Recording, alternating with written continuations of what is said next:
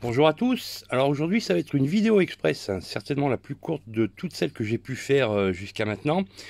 Simplement parce que ça c'est une radiocommande qui m'est arrivée en dépannage il y a quelques temps, qui est un petit peu particulière dans le sens où elle est montée sur un tracteur forestier qui fonctionne en 24 volts. Donc avec ici un servomoteur toujours issu d'un moteur d'essuie-glace, mais là ça sera plutôt un moteur d'essuie-glace de poids lourd, donc les dimensions sont beaucoup plus élevées. Voilà, donc que dire d'autre? Bah écoutez, une radio qui va repartir d'ici quelques minutes chez son propriétaire, après qu'elle soit passée entre mes mains. Donc sur l'émetteur, plusieurs problèmes. Donc on avait tous les capuchons des boutons des interrupteurs ici qui étaient complètement pourris, l'eau était rentrée à l'intérieur, le potentiomètre de régime moteur qui était foutu, beaucoup de saleté, de crasse, de poussière, de déchets de bois à l'intérieur de l'émetteur parce que le joint d'étanchéité n'avait sans doute jamais été remplacé, la radio avait été ouverte à plusieurs reprises, refermée un petit peu n'importe comment.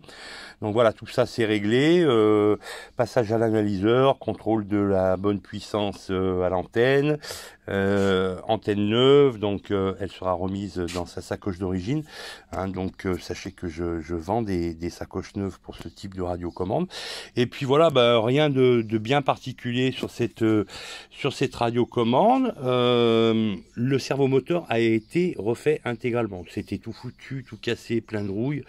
Bien souvent le moteur accélérait tout seul, revenait au ralenti sans qu'on ait rien demandé.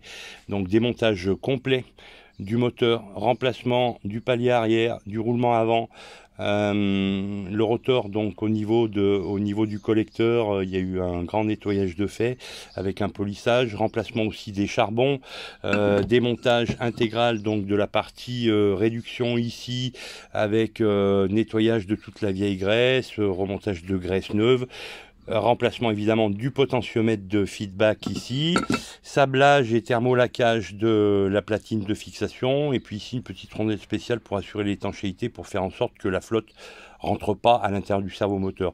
Alors ces servomoteurs, hein, que ce soit du 12 ou du 24 volts, sachez quand même qu'il faut les protéger quand vous lavez votre tracteur. Il faut absolument pas passer le Karcher directement ou rincer au jet d'eau. Ici par exemple, hein, on n'a pas d'étanchéité, au niveau de l'entrée des câbles électriques, donc attention, faites attention à tout ça. Voilà. Et puis bien comme d'habitude, hein, si je me mets un petit peu, si j'essaye de visualiser en même temps, mais ça va être compliqué, en même temps le potentiomètre et, vous voyez, la sortie. Donc il n'y a pas la poulie, hein, sur ce servomoteur, donc je mets en marche. Enfin, vous devriez voir le boulon qui va tourner, donc lorsque je vais accélérer, vous voyez que donc ici, hein, le moteur tourne, on accélère. Ouais, alors là, si par exemple je vais très très vite, on va avoir un effet de pompage, c'est-à-dire que le moteur va aller plus loin que la consigne et revenir en arrière. Alors tout ça, ces effets de pompage, on peut les éliminer. Il y a des petits potentiomètres qui servent à faire les réglages donc de l'angle de rotation et également du pompage.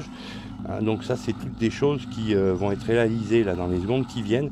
Mais par contre, voilà, je suis obligé de stopper la vidéo parce qu'il faut impérativement que cette radio reparte chez son propriétaire aujourd'hui. Je vous souhaite une bonne journée et à bientôt.